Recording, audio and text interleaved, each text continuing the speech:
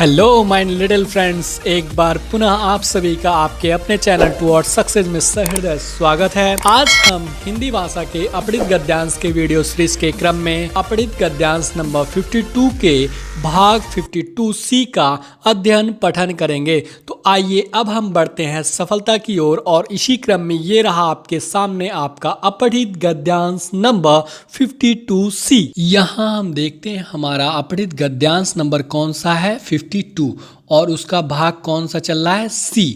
निम्नलिखित गद्यांश को पढ़कर प्रश्नों के उत्तर दीजिए। ये जो निम्नलिखित शब्द है दो शब्दों से मिलके बना है। एक तो हो जाता है निम्न और दूसरा हो जाता है आपका लिखित।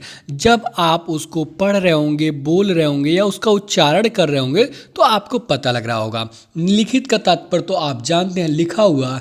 निम्न का तात्पर्य हो जाता है नीचे। और ये जो गद्यांश शब्द है इसकी जगह आपका जो लेखक है अवतरण शब्द का भी प्रयोग कर सकता है। क्यों कर सकता है कि गद्यांश, अवतरण या अनुच्छेद ये आपस में एक ही शब्द हैं, अर्थात कि इनके अर्थ एक ही हैं। इसको हम इंग्लिश में क्या बोलते हैं, कंप्रीहेंशन, COMPREHENSION, कंप्रीहेंशन। और इसी को हम क्या बोलते हैं, अनसीन पैसेज भी बोलते हैं। क्या बोलते हैं, अनसीन पैसेज, PASSAGE बोलते हैं। ठीक, अर्थात कि नीचे लिखे हुए गद्यांश, अवतरण या अनुच्छेद को पढ़कर हमें इनसे पूछे गए, अर्थात कि गद्यांश से पूछे गए संबंधित प्रश्नों के क्या करना है, उत्तर देना है। आगे अब हम देखेंगे अपने गद्यांश की तरफ। संसार में सब कुछ नहीं है, अर्थात कि आपको सब चीज़ों की प्राप्ति नहीं हो सकती है। स्वार्थ की सेवा में बहुत लोग, अर्थात कि बहुत सारे लोग अपने मन को पाप का घर बना लेते हैं। अपने मन को पाप का घर बना लेते हैं, अर्थात कि अपने मन में पाप को बसा लेते हैं, जिसे हम लोभ कहते हैं, लालच कहते हैं। ठीक, आगे हम देखते हैं दुनिया में उन लोगों को यश मिलता है। यश का मतलब क्या हो जाता है आपका, प्रसिद्धि से हो जाता है, जिसे आप इंग्लिश में क्या बोलते हैं, फेमस बोलते हैं। और इसी को हम क्या कहते हैं, ख्याति भी कहते हैं, अर्थात कि जिनकी चर्चाएं चारों तरफ होने लगती है। जो परोपकार को अपना सब कुछ मानते हैं। ये जो सब कुछ मानना शब्द है इसके लिए एक शब्द होगा क्या, सर्वस्व मानना, अर्थात कि सर्वस्व का मतलब हो जाता है सब कुछ। परोपकार दो शब्दों से मिलकर बना है। परधन उपकार से मिलकर बना है। जहाँ ये जो आपका पर शब्द है का अर्थ है दूसरे या अन्य, एवं उपकार का अर्थ है सहायता करने से होता है। ये जो सहायता करना, इसको आप इंग्लिश में हेल्प बोलते हैं और हिंदी में हम एक शब्द और इस्तेमाल करते हैं इसके लिए, मदद करना। जो लोग दूसरे लोगों की सहायता में, अर्थात कि मदद करने में अपना सर्वस्व बलिदान कर देते हैं। सर्वस्व का मतलब क्या होता है, सब कुछ बलिदान कर देते हैं, वे लोग धन्य हैं। धन्य का मतलब बहुत ही महान है। स्वार्थी व्यक्ति, अर्थात कि ऐसे व्यक्ति जो सिर्फ अपना हित चाहते हो, अपना लाभ, अपना भला चाहते हो, वे अपने सुख के लिए दूसरों को कष्ट पहुंचाता है। कष्ट का मतलब कह सकते हैं पीड़ा पहुंचाता है, या इसी को आप कह सकते हैं दुख पहुंचाता है या दर्द पहुंचाता है। उसे, ये जो उसे शब्द है ये किसके लिए प्रयोग किया गया है, स्वार्थी व्यक्ति के लिए प्रयोग किया गया है। लोगों को दुख पहुंचाने में बड़ा आनंद आता। आनंद का मतलब बहुत उसको मज़ा आता है। स्वार्थ का सुख व्यक्ति को पापी बना देता है। किसका सुख व्यक्ति को पापी बना देता है, स्वार्थ का सुख। धिक्कार है ऐसे व्यक्तियों पर जो अपने स्वार्थ के लिए जीते हैं, अर्थात कि जो सिर्फ अपने लाभ, अपने भले, अपने हित के लिए सिर्फ जीते हैं, ऐसे लोगों को धिक्कार है। हमें स्वार्थ को त्याग कर परोपकार को अपनाना चाहिए। अर्थात कि आपके कहानी के अंत में जो आपका लेखक है उससे ये कह रहा है कि हमें स्वार्थ को त्याग कर, त्यागने का मतलब होता है छोड़ना, क्या छोड़ना, अर्थात कि छोड़कर क्या करना है, परोपकार को अपनाना चाहिए। हम अपने गद्यांश को दो तरह से पढ़ते हैं या हल करते हैं। जो हमारा पहला तरीका हो जाता है वो है कि सर्वप्रथम हम गद्यांश को पढ़ लें, जैसा कि अभी हमने पढ़ा। तत्पश्चात गद्यांश से संबंधित पूछे गए प्रश्नों को हल करते हुए आगे बढ़ें। और जो हमारा दूसरा तरीका होता है वो हो जाता है कि आप सर्वप्रथम गद्यांश से संबंधित पूछे गए प्रश्नों को पढ़ लें, तत्पश्चात क्या करें, गद्यांश को पढ़कर गद्यांश से संबंधित पूछे गए प्रश्नों को हल करते हुए आगे बढ़ें। तो चलिए अब हम बढ़ेंगे अपने गद्यांश से संबंधित पूछे गए प्रश्नों की तरफ। और ये है हमारा गद्यांश से संबंधित पहला प्रश्न, प्रश्न संख्या 1। यहाँ आप देखेंगे आपका प्रश्न संख्या 1 है, अनुच्छेद में प्रयुक्त शब्द उपकार का क्या अर्थ है। ये जो प्रयुक्त शब्द है इसका तात्पर्य हो जाता है प्रयोग, क्या प्रयोग, अर्थात कि जिसका प्रयोग किया गया आपके गद्यांश में। सहायता करना, मदद करना, उक्त दोनों, कोई नहीं, ये जो उक्त शब्द है इसकी जगह आपका जो परीक्षक है उपरोक्त शब्द का भी प्रयोग कर सकता है। किसका, उपरोक्त का। और एक हो जाता है उपर्युक्त शब्द का भी प्रयोग कर सकता है आपके ज्ञान को जानने के लिए। लेकिन आप वहाँ जरा सा भी भ्रमित ना हो, इन तीनों शब्दों का मतलब क्या हो जाता है, ऊपर से होता है। तो आगे हम देखते हैं, हम अपने प्रश्नों को जो है दो ट्रिक या दो मेथड से हल करेंगे। जो हमारा सबसे इम्पॉर्टेंट ट्रिक है जिसके माध्यम से हम अपने क्या है 99.99% प्रश्नों को हल कर लेते हैं, जिसे अभी हम आपको प्रैक्टिकल अर्थात कि व्यवहारिक रूप में दिखाएंगे कि इस गद्यांश से संबंधित पूछे गए प्रश्नों को हम कितने आसानी से इससे हल कर लेते हैं। वो हमारा कौन सा ट्रिक है, कीवर्ड ट्रिक, जो कि बहुत ही हमारा इम्पॉर्टेंट ट्रिक है। और जो हमारा दूसरा ट्रिक है वो हो जाता है ऑप्शन एलिमिनेशन मेथड या आपका ऑप्शन एलिमिनेशन ट्रिक। ये ऐसा ट्रिक है जो मैक्सिमम सब्जेक्ट जैसे मैथमेटिक्स हो गया, रीजनिंग हो गया, इन सभी विषयों के जो आपके प्रश्न होते हैं उनको हल करने में इसका प्रयोग अधिक से अधिक किया जाता है। तो सबसे पहले हम अपना जो सबसे इम्पॉर्टेंट ट्रिक है कीवर्ड ट्रिक, इसको हम क्या करेंगे, देखेंगे कि इसके माध्यम से हमारे प्रश्न कैसे हल होते हैं। तो जैसे आप यहाँ देख रहे हैं प्रश्न संख्या 1 आपको दिया हुआ है, अनुच्छेद में प्रयुक्त शब्द उपकार का क्या अर्थ है। तो हम आपको बताएंगे कि जो आपके गद्यांश में प्रश्न दिए गए रहते हैं उस प्रश्न में हम क्या करते हैं, कुछ एक या दो शब्दों को अपने कीवर्ड के रूप में चयन कर लेते हैं जो थोड़ा सा अलग या यूनिक होते हैं, और उन शब्दों को या उन शब्दों के जो समानार्थी शब्द होते हैं उन्हें हम क्या करते हैं अपने गद्यांश में ढूंढ लेते हैं, जहाँ से हमारे प्रश्नों के उत्तर की प्राप्ति हो जाती है। तो चलिए इस जो आपका प्रश्न है इसमें हम क्या करेंगे, हमारा जो कीवर्ड होगा वो हो जाएगा उपकार शब्द।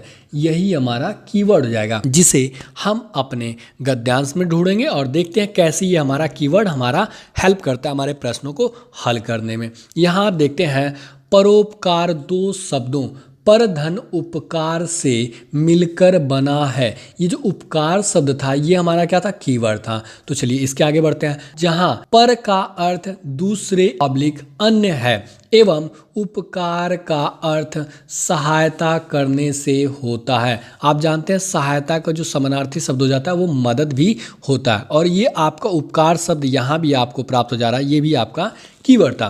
तो आपका प्रश्न है कि अनुच्छेद में प्रयुक्त शब्द उपकार का क्या अर्थ है, तो उसका अर्थ क्या है, आपका सहायता करने से होता है, जैसा कि प्रश्न संख्या 1 के विकल्प ए में दिया हुआ है। और हम आपको बताते हैं सहायता का मतलब मदद करने से भी होता है, तो ये भी आपका क्या हो जाएगा, जैसा कि आपके प्रश्न संख्या 1 के विकल्प बी में दिया है। ये आपस में समानार्थी शब्द होने के कारण दोनों विकल्प आपके सही होंगे। तो चले हम देखते हैं, सहायता करना विकल्प ए में दिया हुआ है तो ये सही हो गया, ये तो आपके गद्यांश में हुबहू दिया है। मदद करना, तो आपका परीक्षक इन दो विकल्पों में से किसी एक विकल्प को दे सकता है। आपको थोड़ा सा आपके ज्ञान को जानने के लिए वो मदद शब्द का प्रयोग कर सकता है, क्योंकि इन दोनों आपस में क्या है, समानार्थी शब्द है। समानार्थी शब्द का मतलब हो जाता है क्या, कि समान अर्थ व्यक्त करने वाले शब्द, और इसको इंग्लिश में हम क्या बोलते हैं, हेल्प। हेल्प में क्या हो जाता है, आपका सहायता करना भी होता है, और हेल्प का मतलब क्या हो जाता है, मदद करना भी होता है। तो अब आगे देखते हैं उक्त दोनों। तो सही बात है, ऊपर के दोनों शब्द का जो अर्थ होता है उपकार का, वो सहायता करना और मदद करना भी होता है। तो प्रश्न संख्या 1 का जो सही विकल्प हो जाएगा वो हमारा क्या हो जाएगा, विकल्प सी हो जाएगा कि सहायता करना या मदद करना। तो अब हम बढ़ते हैं आपके अगले प्रश्न की तरफ और देखेंगे हमारा दूसरा प्रश्न कौन सा है। यहाँ हमारा दूसरा प्रश्न है, परोपकार को सर्वस्व मानने वाले, सर्वस्व का मतलब क्या हो जाता है, सब कुछ मानने वाले व्यक्तियों को क्या मिलता है। यश प्राप्त होता है। प्राप्त होने का मतलब क्या हो जाता है, मिलने से होता है, अर्थात कि मिलना। कष्ट मिलता है, सुख मिलता है, धन की प्राप्ति होती है। प्राप्ति का मतलब मिलना या प्राप्त होना, दोनों एक दूसरे के क्या है, समानार्थी शब्द हैं। तो इस प्रश्न में जो हमारा कीवर्ड होगा वो क्या हो जाएगा, सर्वस्व मानना शब्द ही हमारा क्या हो जाएगा, कीवर्ड हो जाएगा, जिसे हम क्या करेंगे, अपने गद्यांश में ढूंढेंगे और सही विकल्प का चयन करेंगे। आप यहाँ अपने गद्यांश में देखते हैं कि दुनिया में उन लोगों को यश मिलता है जो परोपकार को अपना सब कुछ मानते हैं। इसके पहले मैंने आपको बताया था कि सर्वस्व का जो अर्थ होता है वो क्या होता है, सब कुछ, और आपके गद्यांश में सर्वस्व शब्द का प्रयोग किया गया है, अर्थात कि सर्वस्व मानने वाले लोगों को क्या मिलता है, यश मिलता है, प्रसिद्धि मिलती है, ख्याति मिलती है। तो आपका कीवर्ड क्या था, सब कुछ मानते हैं। और आपके प्रश्न में दिया है यश प्राप्त होता है, जैसा कि प्रश्न संख्या 2 के विकल्प ए में दिया हुआ है, और 2 का उत्तर हमें यहाँ से प्राप्त हो जाता है कि जो लोग परोपकार को अपना सर्वस्व अर्थात कि सब कुछ मानते हैं उसे क्या मिलता है, यश अर्थात कि प्रसिद्धि या ख्याति मिलती है। अब हम बढ़ेंगे अपने प्रश्न की तरफ और सही विकल्प का चयन करेंगे। अब हम आपको एक और चीज़ बता देते हैं, यहाँ क्या हो जाएगा, यश प्राप्त होता है, जैसा कि प्रश्न संख्या 2 के विकल्प ए में दिया है, और यही हमारा क्या हो जाएगा, सही विकल्प हो जाएगा, क्योंकि यही हमारे गद्यांश में बताया गया है। कष्ट मिलता है नहीं, जो परोपकारी लोग होते हैं उन्हें कष्ट नहीं मिलता है, तो ये आपका गलत हो जाएगा। सुख मिलता है, ये सही है कि उन्हें सुख मिलता है, लेकिन सबसे इम्पॉर्टेंट चीज़ ये हो जाता है कि उन्हें यश अर्थात की ख्याति या प्रसिद्धि मिलती है, तो ये भी क्या हो जाएगा, आपका गलत हो जाएगा। धन की प्राप्ति, धन का तो उल्लेख या वर्णन आपके गद्यांश में ही नहीं है, तो ये वैसे ही गलत हो जाएगा। ये जो यश शब्द है आपका, इसका मतलब क्या हो जाता है, इसको इंग्लिश में हम बोलेंगे क्या, फेमस, और इसी को आप हिंदी में क्या बोल सकते हैं, ख्याति। ये जो ख्याति शब्द है, यश का क्या है, समानार्थी शब्द है, अर्थात कि समान अर्थ देने वाले शब्द है। प्रसिद्धि भी क्या है, समान अर्थ देने वाले। तो हो सकता है आपका परीक्षक यहाँ यश की जगह आपका ख्याति शब्द प्रयोग कर सकता है या प्रसिद्ध शब्द का प्रयोग कर सकता है, तो वहाँ आप जरा सा भी ना घबराएं। इसलिए आपको समानार्थी और विपरीतार्थी अर्थात कि समान अर्थ देने वाले और विलोम शब्द देने वाले या विलोम शब्दों को भी आपके प्रत्येक शब्दों से आपको जानकारी कराई जा रही है, आपको बता दिया जा रहा है कि आप वहाँ जरा सा भ्रमित ना हो। तो यश की जगह यदि ये आपका परीक्षक लिख देता है ख्याति प्राप्त होता है, तो भी आपका वो विकल्प सही होगा। प्रसिद्धि प्राप्त करते हैं या प्राप्त होता है, तो भी वो क्या हो जाएगा, विकल्प आपका सही हो जाएगा। तो इस प्रकार से प्रश्न संख्या 2 का जो सही विकल्प होगा वो हमारा क्या हो जाएगा, विकल्प ए हो जाएगा। अब हम बढ़ते हैं अपने अगले और तीसरे प्रश्न की तरफ। यहाँ हमारा प्रश्न संख्या 3 है, लेखक किस प्रकार के व्यक्तियों को धिक्कारता है। ये जो लेखक है ये आपका क्या है, गद्यांश को आप जानते हैं कि किसी न किसी व्यक्ति ने लिखा ही होगा, तो गद्यांश को जो लिखने वाला है उसे हम क्या कहेंगे, लेखक कहते हैं। लिखने वाले को हम क्या कहेंगे, गद्यांश कहेंगे, अर्थात कि जो लेख लिखने का काम करते हैं उन्हें हम लेखक कहते हैं। और यहाँ आपका जो लेख है वो गद्यांश के रूप में आपके सामने है। तो लेखक किस प्रकार के व्यक्तियों को धिक्कारता है। आपका परीक्षक आपसे ये भी पूछ सकता है कि गद्यांश के अनुसार किस प्रकार के व्यक्तियों को धिक्कारा गया है। विकल्प देखते हैं, परोपकारी व्यक्तियों को, स्वार्थी व्यक्तियों को, सुखी व्यक्तियों को, गरीब व्यक्तियों को। तो इस प्रश्न में जो हमारा कीवर्ड होगा वो क्या हो जाएगा, धिक्कारना शब्द ही हमारा कीवर्ड हो जाएगा, जिसे हम अपने गद्यांश में ढूंढेंगे और सही विकल्प का चयन करेंगे। तो चलिए आप यहाँ गद्यांश में देखते हैं, क्या देखते हैं कि कि स्वार्थ का सुख व्यक्ति को पापी बना देता है। फिर आगे देखते हैं कि धिक्कार है। धिक्कारना जो शब्द था आपके गद्यांश में दिया धिक्कारता है, तो ये जो धिक्कारता शब्द है ये धिक्कार शब्द से बना है, तो ये हमारा क्या हो जाएगा, कीवर्ड था। ऐसे व्यक्तियों पर जो अपने स्वार्थ के लिए जीते, अर्थात कि जो आपका गद्यांश है उसमें स्वार्थ के लिए जीने वाले व्यक्तियों को हम क्या कहते हैं, धिक्कारा गया है। आपका लेखक जो है, जो व्यक्ति अपने स्वार्थ के लिए जीते हैं उसको धिक्कारता है। स्वार्थ के लिए जीने वाले व्यक्तियों को हम क्या कहते हैं, स्वार्थी कहते हैं। क्या कहते हैं, स्वार्थी व्यक्ति कहते हैं। जैसा कि आप अपने प्रश्न संख्या 3 में देखते हैं विकल्प बी में स्वार्थी व्यक्तियों को, तो यही हमारा क्या हो जाएगा, सही उत्तर और विकल्प हो जाएगा। तो चलें अब हम देखेंगे अपने प्रश्न संख्या 3 को और सही विकल्प का चयन करेंगे।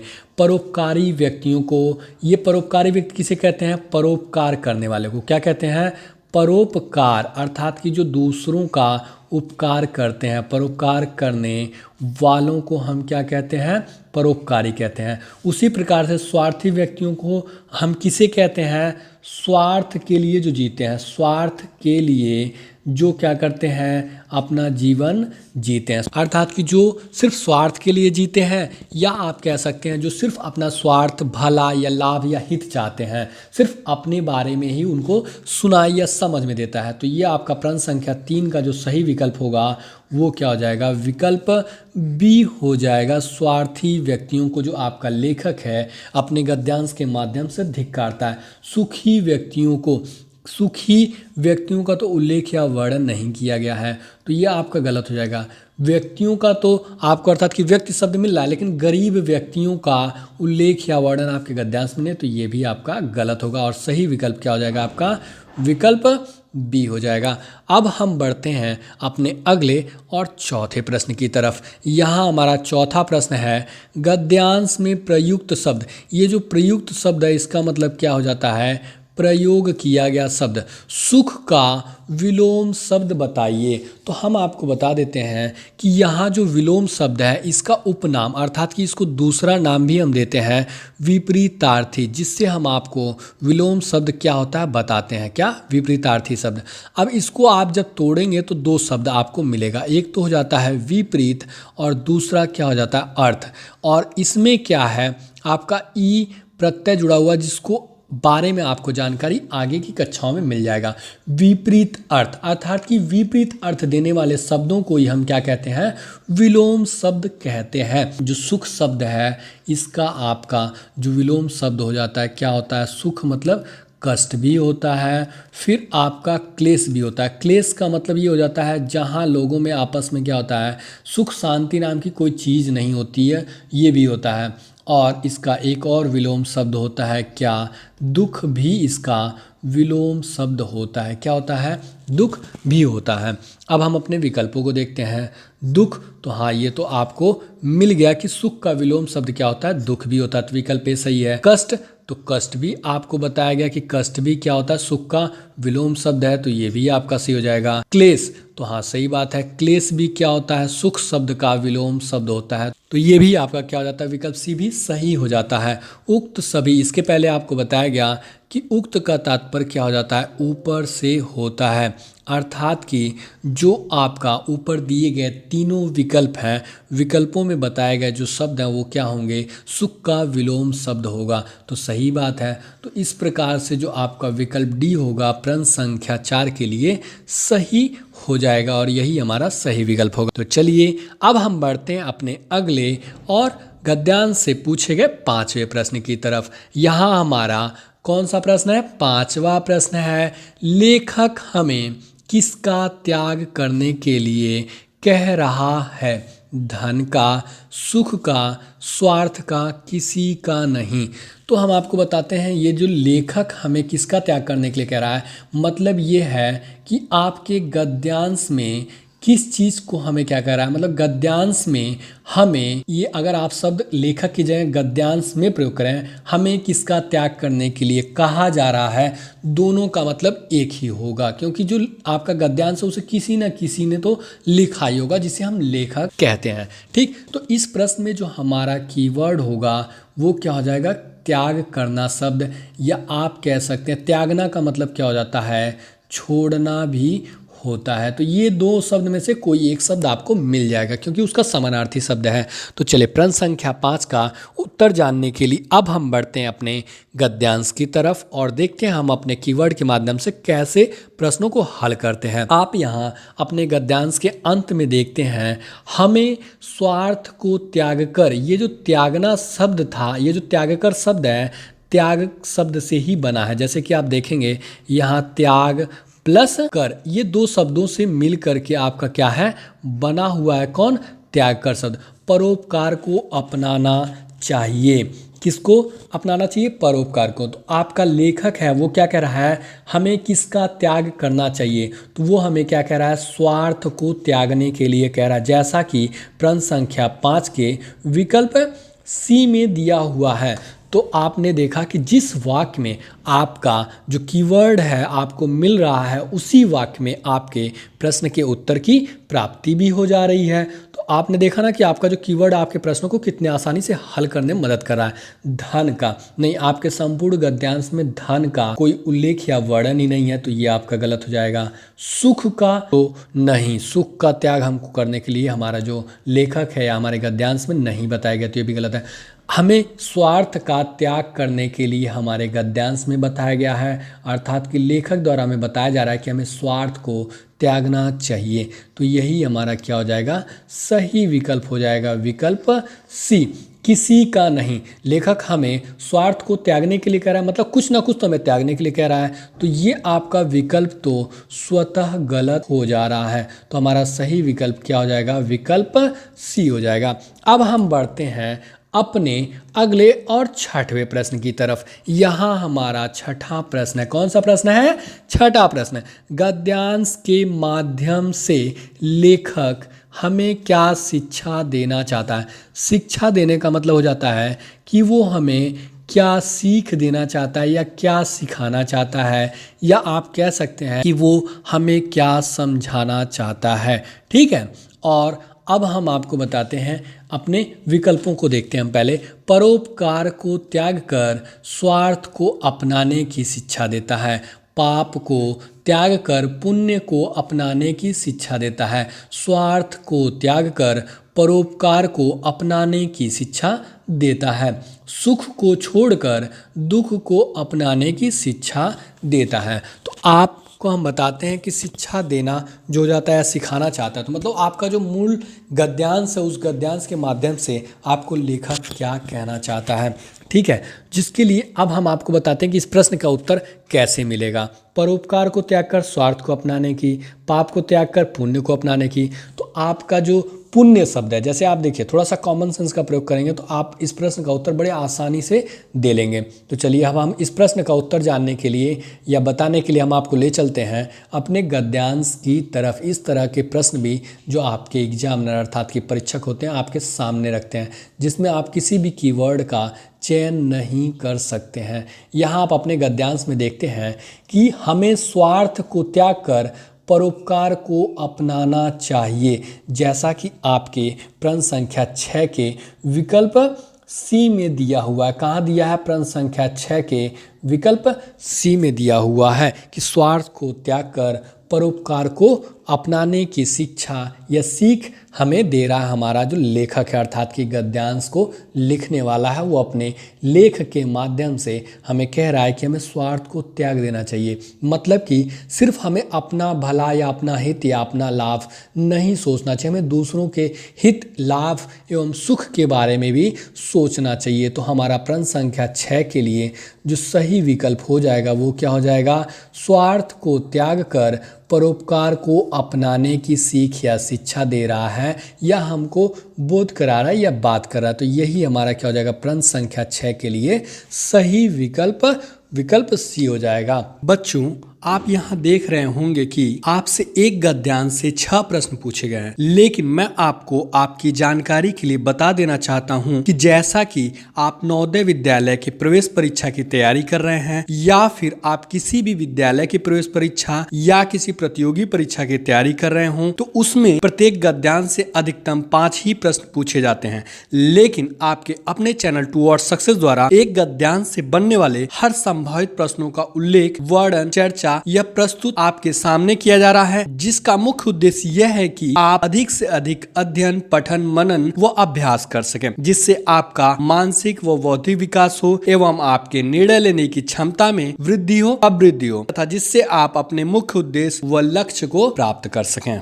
अब इसी के साथ आपका आज का क्लास समाप्त होता है। हमारी आपकी मुलाकात फिर कल अगले वीडियो में होगी। My dear and loving students, यदि आपको हमारा यह वीडियो पसंद आया हो तो वीडियो को लाइक एवं शेयर जरूर करें। यदि आपके मन में किसी प्रकार का प्रश्न हो या हमारे लिए कोई सुझाव हो तो नीचे कमेंट बॉक्स में कमेंट जरूर करें एवं हमसे जुड़े रहने के लिए आपके अपने चैनल टुवर्ड्स सक्सेस को सब्सक्राइब अवश्य करें व पास में बने बेल आइकन को जरूर दबाएं, जिससे आपको हमारे हर एक नए वीडियो का नोटिफिकेशन मिलता रहे।